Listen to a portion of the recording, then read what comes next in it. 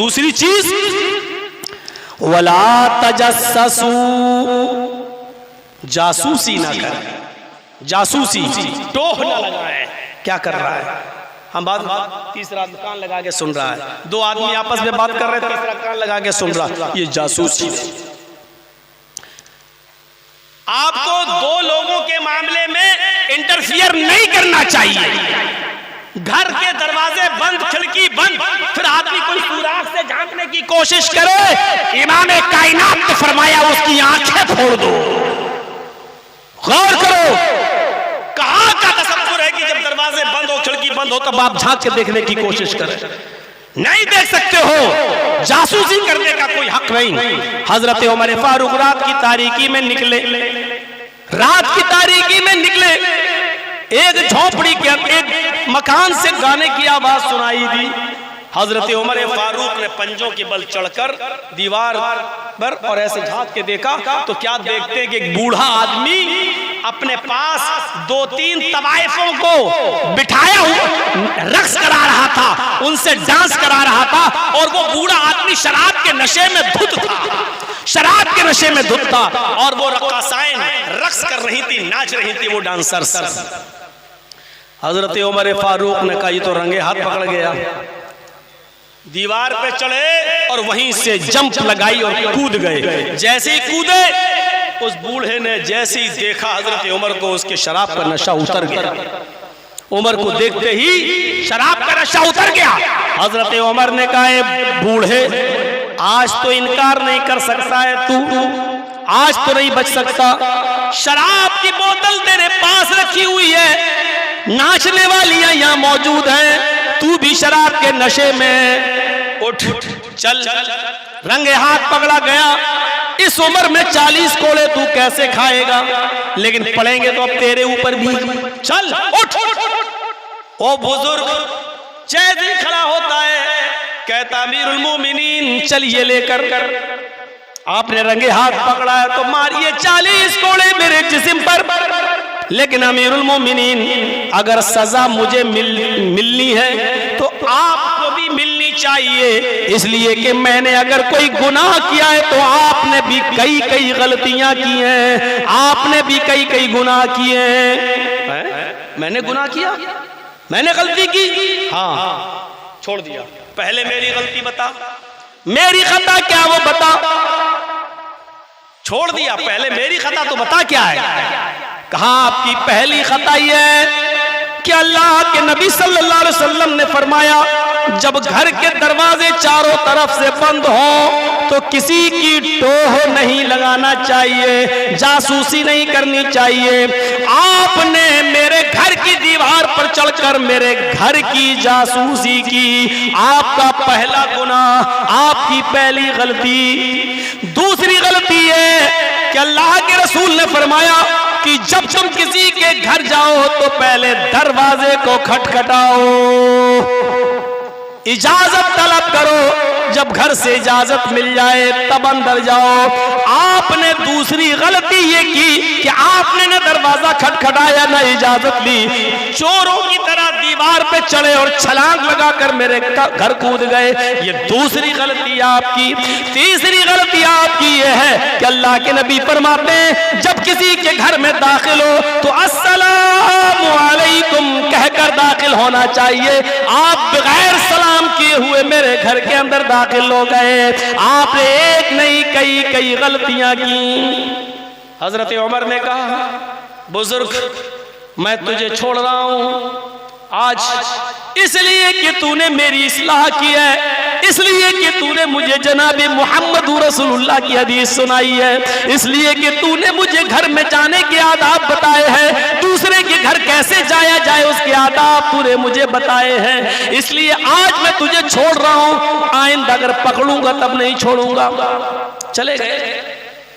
4 साल के बाद जब वो बूढ़ा और ज्यादा कमजोर हो गया, कमाने के लायक नहीं रहा, तो अपने रोजी के लिए, वजीफे के लिए बैतुल माल से जो वजीफा मिलता था बुजुर्गों को, वो लेने के लिए हजरत उमर फारूक के दरबार में गया।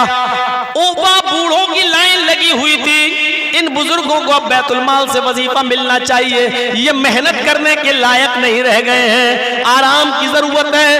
उस बूढ़े ने पीछे खड़ा हो, वो बूढ़ा पीछे खड़ा हो गया। हजरत उमर की नजर उस पीछे खड़े हुए बूढ़े पर पड़ गई। 4 साल पुरानी बात याद आ गई। उस बूढ़े को बुलाए, डराओ, घर में ले गए। बूढ़ा डर गया, अब तो मरे, कोड़े आज मारे जाएंगे, अब क्या होगा। हजरत उमर ने उसको खजूर खिलाया, पानी पिलाया। उस दौर में जो चीजें चलती थी, इज्जत और तकरीम की, उसके साथ पेश आए। और उसके बाद कहा कैसे आना हुआ। फरमाया कि अब मैं बूढ़ा और कमजोर हो गया हूँ, बैतुल माल से वजीफा चाहिए। लिख लिया गया।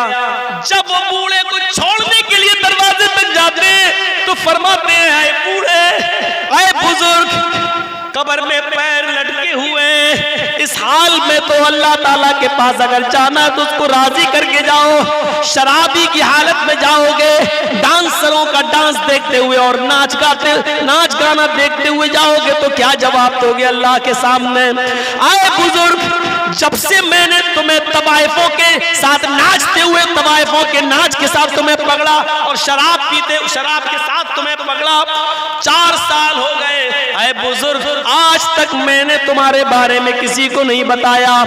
तुम शराब पीते हो, डांस कराते हो, रक्स कराते हो, नाच, तुम्हारे रक्कासाएं आती हैं और नाचती हैं। आज तक ये बात सिर्फ मैं जानता हूं, मैंने किसी को नहीं बताया। उस बुजुर्ग ने कहा, अमीरुल मोमिनीन, आप क्या समझते हैं कि सिर्फ आप ही ने मेरे ऊपर एहसान किया है। जिस दिन से आपने मुझे छोड़ा है, आपने कहा है कि तूने मेरी आंखें खोल दी, तूने मुझे नबी की हदीस सुनाई, घर में घुसने के आदाब बताए। जिस दिन से आपने मुझे छोड़ा है, ये मेरा रब जानता है, उस दिन की तारीख से मेरे घर में कोई नाचने वाली नहीं आई और मेरे घर में कोई शराब की बोतल इस्तेमाल नहीं हुई। मैंने उसी दिन कसम खा ली जिसका अमीर इतना बेहतर हो, इतना अच्छा हो, उसकी आवाम और उसकी रियाया को भी ऐसा ही अमानतदार होना चाहिए, ये और अच्छा होना चाहिए। मैंने उसी दिन तौबा कर ली थी और उस दिन की तारीख से आज तक मैंने शराब को हाथ नहीं लगाया और मैंने कोई रक्स, कोई नाच नहीं करवाया। आपने उस बूढ़े आदमी को रुखसत कर दिया और उसका वजीफा बैतुल माल से जारी कर दिया। मेरे भाइयों, जासूसी नहीं, हजरत उमर फारूक कर रहे थे तो उनको भी डांट पड़ गई। कहा कि मैं घर में क्या कर रहा था, आपको इससे क्या मतलब। मैं नाच रहा था या शराब पी रहा था या रक्कासा डांसर को बुलाकर उससे नचवा रहा था, मेरे घर के मामले से आपको क्या मतलब। दरवाजे बंद थे, खिड़की बंद थी, आप चोरों की तरह क्यों ऊपर घुसे, क्यों मेरे घर की जासूसी की आपने। हजरत उमर को अपनी गलती मानना पड़ी, अपनी गलती मानना पड़ी। किसी के घर से आपको सरोकार नहीं होना चाहिए, किसी के घर से सरोकार नहीं होना चाहिए। अमीर माविया का नाम सुने हैं, उनकी बीवी मेहमान नवाजी पसंद नहीं करती थी। अमीर माविया की बीवी को मेहमानों का आना घर में पसंद नहीं था। एक बार उनके घर मेहमान आ गए, अमीर माविया ने कहा कि 3 दिन रहेंगे। अपनी बीवी से कितने दिन का? 3 दिन। अरे किसी और जगह इंतजाम नहीं हो पाएगा। अरे मेहमान है, मेरे घर पे आए हैं, 3 दिन तो कम से कम रहेंगे, उनका हक है। उसके बाद ज्यादा रहेंगे तो देखा जाएगा, खाना आना बनाना पड़ेगा तुमको। चलो ठीक है, ऊपरी दिल से कह दिया मेरे माविया की बीवी ने, चलो ठीक है। लेकिन रात हुई, जब रात की तारीकी आई और जब सोने का वक्त आया तो अमीर माविया ने वुजू का लोटा भरकर उनके पास रख दिया, उनका कमरा अलग कर दिया, उनको बता दिया रात में संजा लगे तो यहाँ चले जाना, तहज्जुद की नमाज पढ़ना हो तो वुजू यहाँ बना लेना, ये जाए नमाज आपकी रख दी, और फजर की नमाज मस्जिद में जाना तो यहाँ से निकल के यहाँ से चले जाना, सब कुछ बता दिया। कहा ठीक है। लेकिन जब आधी रात गुजर गई तो उनकी बीवी उठी, का देखें ये क्या कर रहे हैं कमरे में, कुछ बुराई उराई देखूं तो अपने शौहर से कहूं, और हमारा शौहर उनको घर से निकाले। तो दरवाजे तक गई और कान लगाकर सुनने लगी। अमीर माविया की बीवी कान लगाकर जब सुनती है तो क्या सुनती है कि वो बड़ा बेहुदा गाना गा रहा है। जो मेहमान था वो बड़ा बेशरम गाना गा रहा है, उजट किस्म का बड़ा गंदा गाना गा रहा है। अमीर माविया की बीवी को हथियार मिल गया, वो आती है और अपने शौहर से कहती है उठो उठो उठो उठो उठो। अभी आंख मलते हुए उठे, क्या है, इधर आओ। का क्या, इधर आओ, कान लगाओ। अमीर माविया ने कान लगाया दरवाजे पर, अब वो गाना, हाँ मैं जान हो रहा हूं, फौरन पकड़ा और अपनी बीवी को कहा कि अंदर कमरे में है वो, अंदर कमरे में है, तुम क्यों गई, जासूसी क्यों कर रही है, वो कमरे में कुछ भी करे तुम क्यों गई हो। अमीर मुआविया की बीवी कहती है अच्छा अभी भी गलती मेरी है, हाँ तुम्हारी गलती है, वो कमरे में गाना गा रहा क्या कर रहा, तुम क्यों गई, सो जाओ चलो चलो। अमीर मुआविया ने अपनी बीवी को सुला दिया। जब वो गहरी नींद में सो गई और जब जनरेटर चलने लगा, खर्राटे आने लगे खर खर खर, तब अमीर मुआविया उठे कि अकेले में अपने भाई को समझाऊं कि भाई रात में गाना ना क्यों गा रहा है। वो दरवाजे तक गए, सोचा कि उसको पहले फिर कान लगाऊं, अगर गाना गा रहा होगा तो दरवाजा खटखटाऊंगा, अगर सो रहा होगा तो उसकी नींद क्यों खराब करूं बेचारे की, कल सुबह समझा दूंगा। अमीर मुआविया ने कान लगाया, क्या सुना, अब वही आदमी जो थोड़ी देर पहले गाना गा रहा था अब वो सुरीली आवाज में कुरान की तिलावत कर रहा है, बेहतरीन क़िरात के साथ कुरान की तिलावत कर रहा है। अमीर मुआविया अपनी बीवी को उठाते, उठ उठ उठ, कहती क्या है, उठ इधर आ, चल चल कान लगा। कहते अच्छा अभी तो जासूसी करने से मना कर रहे थे आप, कारे कान तो लगा। बड़ा बहरूपिया है ये आदमी, अभी तो गाना गा रहा था और आप जो है कुरान पढ़ रहा है। अमीर मुआविया अब आपने क्यों जासूसी की। अमीर मुआविया ने फरमाया मेरी बीवी मैंने भी जासूसी की, तुमने भी जासूसी की, जासूसी गलत है लेकिन दोनों में फर्क है, तुमने मुझे मेरे भाई की बुराई दिखलाई और मैंने तुम्हें अपने भाई की अच्छाई दिखलाई। अच्छाइयों को बयान किया करो, बुराइयों पे पर्दे डाल दिया करो, बुराइयों पे पर्दे डाल दिया करो। फिर सुबह फजर की नमाज पढ़ने के लिए मस्जिद में गए दोनों लोग, तब हजरत अमीर मुआविया ने उधर समझाया क्या बात थी, ये क्या मामला था तुम्हारा, गाना भी गाते हो कुरान। तब उसने अपनी उलझने और अपने टेंशन बताया। तब हजरत अमीर मुआविया ने कहा नहीं, तुम्हारी टेंशनों का इलाज गाना नहीं है, तुम्हारी उलझनों का इलाज गाना नहीं है। अगर तुम चाहते हो तुम्हारे दिलों को सुकून मिले तो अल्लाह के जिक्र से मिलेगा। अला बिज़िक्रिल्लाहि तत्मइन्नुल कुलूब, अल्लाह के जिक्र से दिलों को सुकून मिलता है और दिलों को करार आता है। गाने मत गाया करो, जिक्र इलाही में लग जाया करो, तुम्हारे दिलों को सुकून मिल जाएगा। तो जासूसी भी नहीं होनी चाहिए। वला यग़्तब बाज़ुकुम बाज़ा, और पीठ के पीछे एक दूसरे की गीबत नहीं।